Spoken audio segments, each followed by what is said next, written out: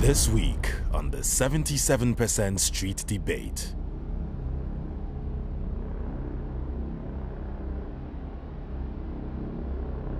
When I moved here, I called my dad and I was like, Daddy, I don't think I can stay because people keep on staring at me. I actually got attacked by a whole group of people. I'm sorry, I don't want people to touch my head. It's not a petting zoo.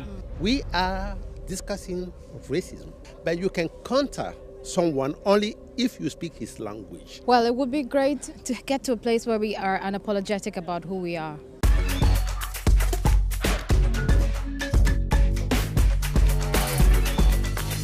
The 77% is now in Berlin. I know, it's strange for us to be in Europe, but we've been talking to a lot of young Africans who are talking about the possibilities of living in the northern half. And the question is it worth the hype? I'm going to be asking a couple of people here who actually live and work in Germany, and I'm going to find out what their diaspora experience, specifically as Africans, has been. And I want to start with a personal friend. Her name is Maureen. We know her here as Mo. She knows everyone, but she's been here for quite a while. So Mo, when you moved to Germany, what were your expectations and the reality? You know how they have memes, what you expect, so what was that like for you? Well, the idea was to come here, study, do some work, and then go back home. But then you realize after you spend so much time creating a foundation here, you immediately want to be a part of representing the diaspora and the African experience here. And now it's become a bit like rebranding the African continent, because like so many ideas that just no longer belong still really exist in whatever's happening right now.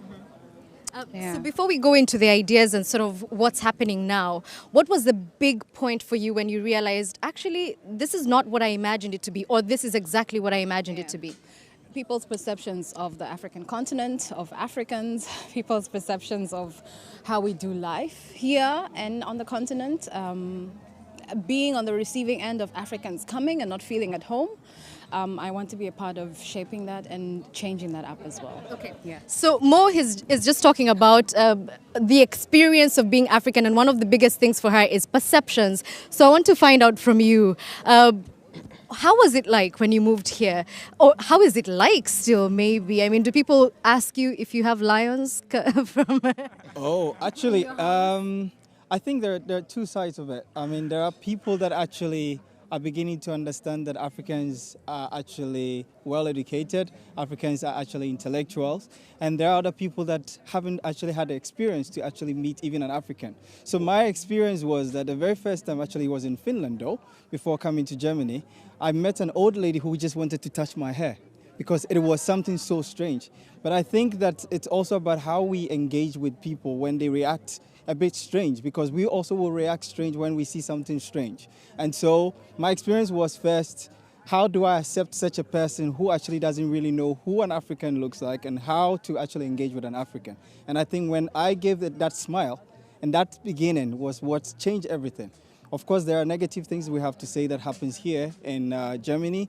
There are people that are just negative for past experience, but it's about time for us, the next generation, to change the mindset of these people. Okay, let me speak to somebody who's been here a while, Clément Klutzer, who's actually part of the CDU, which is the Conservative Christian Party here in Germany.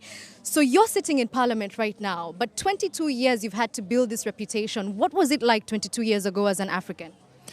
I have to say that is one of the reasons why I enter into politics, because I've just realized that something was lacking in the society regarding the African community.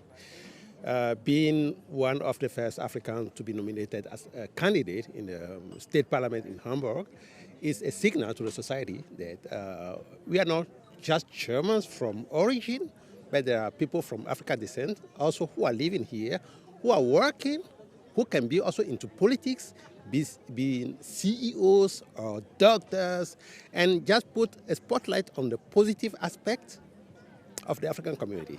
So that is, I can say, one of the reasons why I am engaged into politics. Okay, so this is the second time we're hearing it. Maureen said it earlier, perception, and we're hearing it from the CDU member that racism was a thing. Emo, I want to come to you. What was your experience when you moved here? I mean, you're very striking, quite tall. Were people sort of taken aback by you, or were you taken aback by the people you met here? I think it's a matter of, like, as he said it's a matter of how you represent yourself and how confident you are. Because I think at first glance, yes, I'm someone that you don't see every day. But then if you actually get to talk to me, just like the other person, I grew up, I'm fairly intelligent and you can communicate with me. So He's fairly intelligent. I think so, because I actually think racism comes from a place of fear and a place of unknown. And if you don't know something, so you don't like it. So it's a matter of people don't wanting to try something new. So it's like, we don't know this, we don't want it. But then more contact, more communication, and honestly, I think the gap is actually getting better. People are more welcoming now, but of course we have a few elements who are like outside the norm. But I think it's actually getting better. For me, I don't have really negative experiences when it comes to racism. Or maybe, as you say, I'm too striking. Maybe someone is too scared to do something to me or say something to me, but so far so good. I just want to open up the question to the rest of the people here because I've heard people talking about racism and I don't want to assume. Is the African diaspora experience in Germany linked to racism? Are you bound to have a racial experience if you're in Germany? Yes or no? Yes? Tell me about it. I would be very surprised if no one has experienced anything based on their race living in Germany because... Emo has just said he's never had negative experiences. Okay, I think, first of all, when people think racism, they think this explicit, I hate black people, get out of my country. But there's small things that people don't realize they're being racist, and I feel like everyone has experienced that. And I feel like things, even the touching your hair thing, it can come from a nice place, but this right that they feel like to just go into your hair and touch it, that is some form of racism. Just because they're looking at you with awe or curiosity doesn't mean that that's not racism. I feel like there's explicit stuff and then there's implicit stuff where they would never do that to someone that looks like themselves. Yeah, may I add to I that? feel like Yeah, of course, Philippa. And I'm also curious if the racism is pointed because you're African, would it be different if you were African American or if you were of Indian descent? I honestly think the racism is not necessarily just pointed on that. And adding to what you said, as much as you've said it, try to make it in a very positive manner. I honestly believe that it's not in that way. It is the small things that make it worse because those ones are below the surface. You don't see them. Everyone pretends they're not there, but actually make it worse. I'm sorry. I don't want people to touch my head. It's not a petting zoo. I am sorry. I don't want people asking me if I go to school on a lion, if I don't know, sit with the hyenas and I have a joke with them or something. That is not the case. If you want to know about me, come and approach me in an open and honest manner and you can learn. So we're in agreement that racism is part of the African diaspora experience, particularly in Germany. Now I want to hear personal examples. What has happened to you that made you think, that wasn't right? Shoshana, I want to hear from you. I actually have a slightly different take. I'm Jamaican and I feel as though bias is a part of the human experience and racism is just one of the ways that people express bias. And one of the things that Germany has really called me to do, because when I moved here, I called my dad and I was like, Daddy, I don't think I can stay because people keep on staring at me. And he said, assume they're looking because they like what they see. And so, it has... 1 second, Dr. Kuma is laughing, so I want to find out what exactly he's thinking about. Why? Don't you think she is good to look at? Of course. Then what is the problem? There's no problem. I didn't say that. I didn't say that. Are you disagreeing with what she's saying, that people don't necessarily look out of curiosity, but rather because of a bias, as she was explaining? Both. It can be. In my experience, I've been here for almost 20 years now. To be candid, I've not experienced racism. And that it all depends on our mindset. What you focus on, you attract onto yourself. So, to be candid, I see the human being, black, white, it doesn't play any role to me. I see the person as you are. And the way you arrive, the way you approach others, that's how you're also going to be received. Don't you think that's a little bit naive, though? Because, I mean, I could carry myself as a queen, but if people see me as trash... You should have self-confidence. No. Okay. No, you see, I actually got attacked by a whole group of people in Finland. Actually, I lost my shoulder because of that. Just because the people thought I was a Somalian who was just selling drugs and had triggered what we call this gang fight. At that time, I used to work for Nokia. I can tell you the very first thing that happened, and I'm saying it on TV, the very first thing that happened, the police that came in first had a racial understanding that, oh, yes, it's this useless African who has triggered this whole conflict. So the report was different. They reported it and said it is a gang fight. Until Nokia responded and said, this is our stuff. He was actually on a work mission. Then the story changed. And so this is something that for me, actually, one of the reasons why I started being an advocate was that I wanted to show to the world that it's not just only the people that sit down under a tree, either smoking and relaxing, but also there are people that are intellectual, who have the high intellect to be able to do equally the same thing that our fellow white brothers and sisters can do. And so for me, I would say racism, it exists. No excuse to that. The only thing is we just need to have a different mindset and move towards the point whereby people can now accept us and realize that it is not because of what we used to think. Because of course, all this comes from one, fear, and it also comes from ignorance. When people are ignorant of the fact that you can be able to do some things, definitely they build that hatred. And of course, that is where racism actually breeds. Okay, so this conversation is not about racism, so I just want to put a cap on that. Because listening to your experiences, and you all have backgrounds from different countries, the immediate question is, but why stay here, Ansla? If it's so bad, why not be somewhere nicer? It doesn't have to be Africa, but I mean, be in Jamaica. Right. Personally, for me, everywhere in the world comes with its own opportunity. So I come from Ghana. Ghana has its own opportunities, and now I have the opportunity to be in Germany. And personally, for me, the reason why I am still here, first of all, I moved here to join my partner.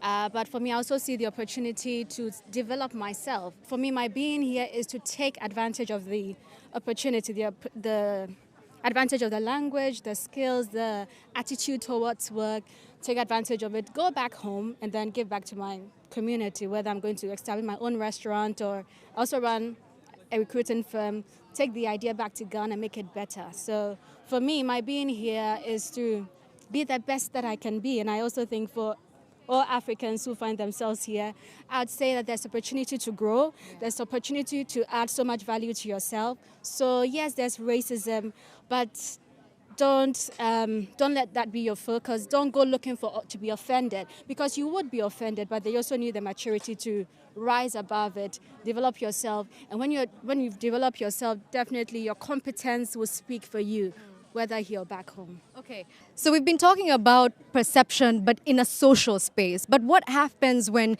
you have to prove yourself professionally? Clément, I wonder if this happened to you. When you decided that you wanted to become a politician, did people take you seriously? I have to say that at the beginning it was difficult. But like you rightly said, you have to prove yourself with the time and let people know that you are not just here as a figure, but you have something to offer to the society. I really appreciate a point Moses has made before. You know, when we came here in this country, myself included, at the beginning we were thinking, okay, I'm going to spend 5 years, 10 years almost, make money, go back to Africa and do this and that. And we are still here. 20 years, 30 years, 40 years, people are dying. And unfortunately, there are some people who didn't take the language seriously. We are discussing racism. We are discussing our existence in this society. But you can counter someone only if you speak his language, if you have something to say to prove yourself. So my advice to our community people is, okay, we have a problem in the society. We in politics, we are trying to do our best to fight it. But we have also a duty as Africans, as blacks, okay, to make our homework, starting for the language. We've been talking about putting in the effort, going the extra mile, really making sure that you're doing your own work to integrate. But there are people who never had to, and because they never should have been, because they are German. They're called Afro-Germans, and Vanessa was one of them. And I'm wondering, is it frustrating for you to constantly hear, oh, your German is so good, where are you from? Or your English is so great? Yes, of course. Yeah, but basically I stopped to take it very into me, because like for me, I'm not focused anymore that kind of racism anymore. I have different fights, like different racisms to fight, like education, working. I'm an artist, so I'm a makeup artist and a DJ, and it's very hard in my field to work into this field. So that is my focus more. If they talk to me like, oh, you speak very well for a black person in German, I say, yeah, thank you. I'm just block it because it takes too much energy. So I don't want to take my energy for that. I concentrate much more for the biggest fight, I think. That's for me important.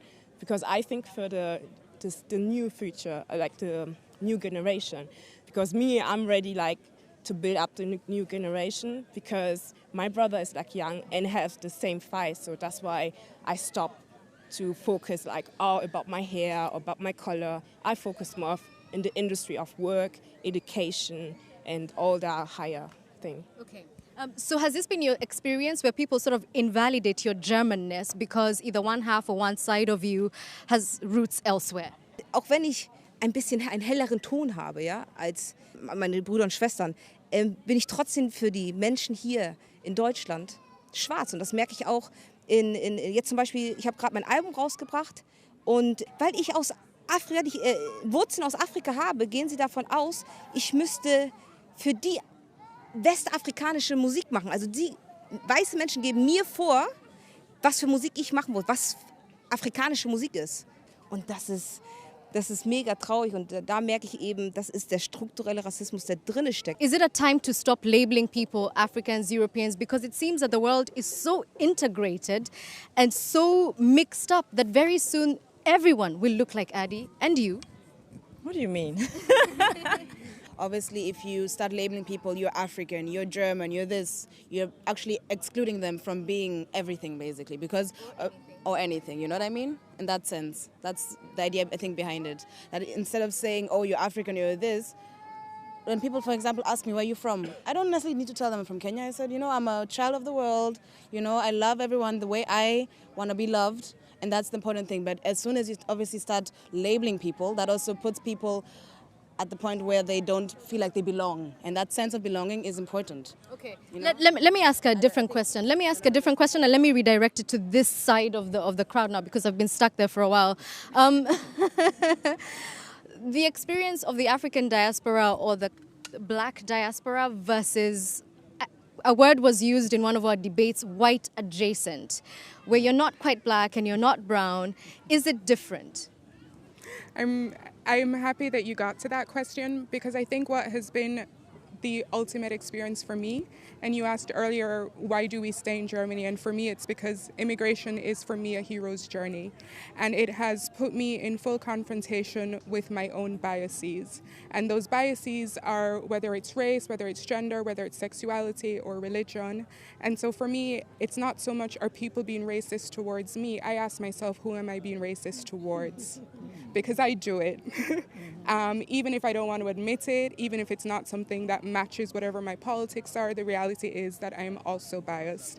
And I'm not familiar with the term white adjacent or anything, so I'm not sure if this... New and exclusive to the 77%. But I also wanted to say, because you asked earlier about proving yourself, and we are living in a time where everything is up for revision, everything is up to be redefined, and no one of us has to prove ourselves anymore. We don't need to prove that we can be a doctor, that we can be a lawyer. Those professions are going to be ultimately changed because of technology. So I think the work for all of us is to think, how can I write the history that is being written right now?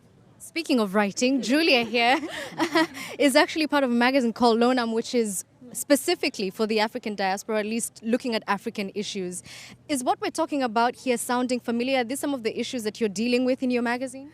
A lot sounds familiar, yeah. Actually, we're not only aiming at the diaspora itself, but actually also at society as a whole, because we think, we agree with you guys who said it before, that that it is important that the image of Africa, which is too often talked about as a unit, as if it was all homogeneous and the same and everybody from there is the same, which is not the case. It's a huge continent and there's a lot of diversity, as you can see here, in the different opinions also and views, and there's a lot to talk about, and we try to diversify and to give a more differentiated view on what is going on the continent and also within the diaspora itself, because we think it's important that people know about that.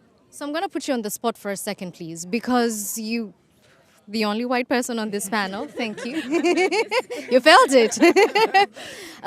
So do you agree with some of the things that are being said? Have you been party, perhaps, to some of the charges that have been made? Have some of your friends and colleagues said these things? And what can we do as a global society to correct some of these things?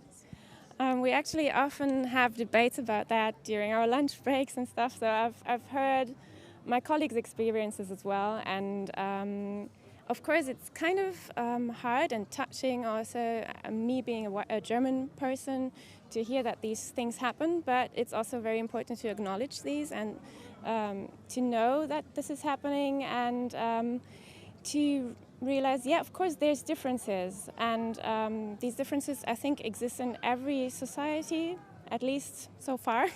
And we have to deal with them in a way, and we have to do our best to kind of make people feel welcome and feel okay being as they are and do whatever they want to do. Yeah. So at the beginning of this conversation, I asked, is it worth the hype? You know, all these people who are crossing the Mediterranean for reasons that are unknown to us, some of them are, is it worth it to live here? And I want to ask you, Moses, you talked about living in Finland earlier, and you alluded to the fact that you're Ghanaian. Yes. So do you think that you will ever go back to Ghana? Is it an option for you? Are you even considering that? That's a very tough one. I tried it once. So when I was working with Nokia, I decided that it's about time to go back home. And guess what? They threw me to Nigeria because Africa is home. So I was working in Nigeria for 2 years. But I can tell you that I felt like I'm still missing something.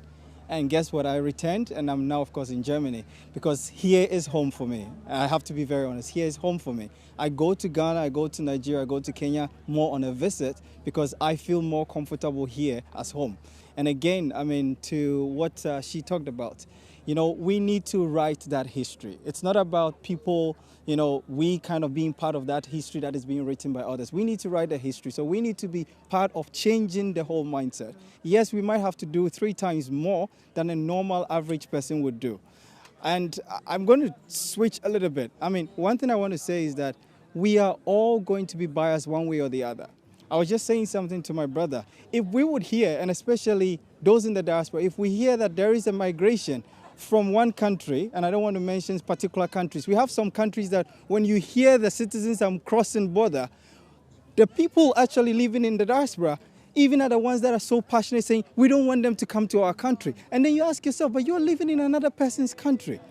And so what we see is definitely when fear takes charge, people become biased. And so for me, what is important is that for us to take away that fear, we need to prove, we need to also integrate, and we need to make sure that people feel comfortable with us. So for instance, if we are in Germany and we don't abuse the system, but we actually improve the system, definitely people feel comfortable and those biases will start to fade away. But if we see that we are coming and abusing the system, definitely there is a level of hatred that will come in. So for me, here is home. I want to come back to you, Clément, as we wind up. Looking at the future and with you at CDU, we're saying that Africa's population is doubling. We're getting younger and younger. Globalization is not going to stop anytime soon. So what is the CDU doing to ensure that in 2050, another one of your representatives is not standing here with a young African asking the same questions? I have to admit that the German government, throughout the Chancellor, is doing a lot. You guys maybe have heard about Marshall Plan for Africa, or Compact with Marshall Plan for Africa and Compact with Africa. These are programs that are supposed to help the development economically in Africa. Someone makes already the point. What pushed our youngsters from Africa to come to Germany is a lack of opportunity, lack of job. So we try every time to send money back home, and this money is going into consumption, not into investment. So we have to start building, someone make the point, entrepreneurship. 5 years ago, myself, we initiated the Night of African Entrepreneurs, every year taking place in Germany, in Hamburg, you know, to empower our community so that they can replicate that also back home. I think that the German government is doing the right thing. That will take a little bit time, but we have to acknowledge that we Africans, we have to get involved in the process and not sitting beside and criticizing, but we have to get engaged, involved to help push this opportunity back home. I want to close this debate with the person I opened it with, Maureen. You've been here over a decade, as we said. Looking at the future, what are some of the things that you would like young people to experience when they visit not just Europe, but the general Northern Hemisphere that will have changed? Your ideal for the diaspora? Well, it would be great to to get to a place where we are unapologetic about who we are.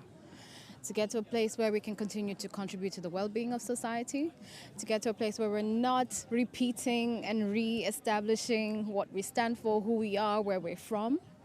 It would be great to have more allies to have these conversations with, because Africans are not the ones to have these conversations only with, you know. We have friends, we're building relationships, we're building families with Germans, with Europeans.